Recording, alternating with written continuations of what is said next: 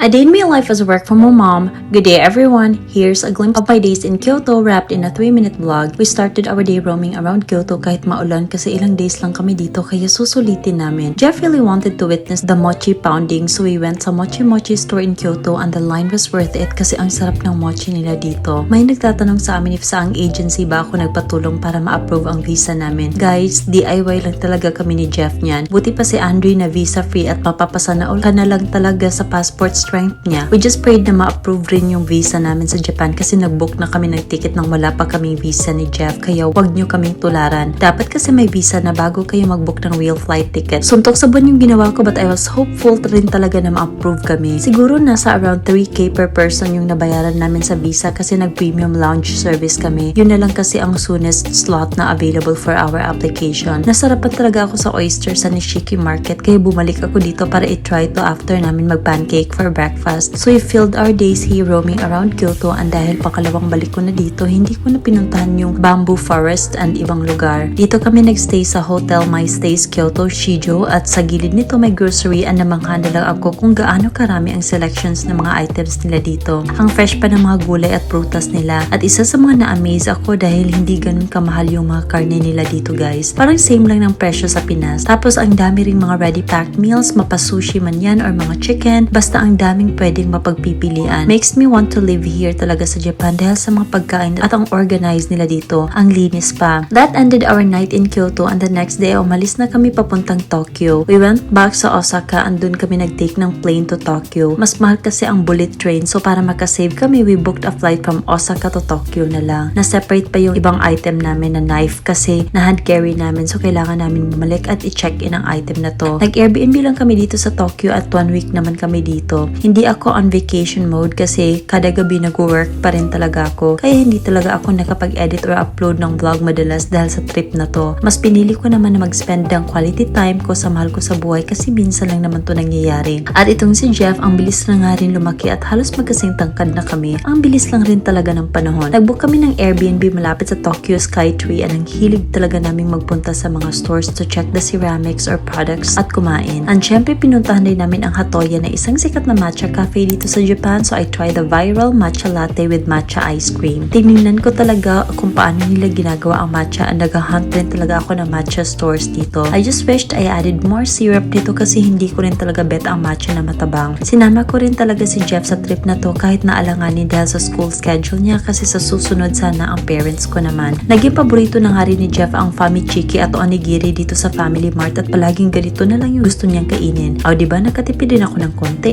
Makakasave ka rin naman sa Japan kapag bumibili ka ng pagkain sa convenience stores nila. Kasi kapag sa mga restaurant, dodoble or triple talaga ang presyo. So bukas na naman ulit and thank you so much for watching. Bye!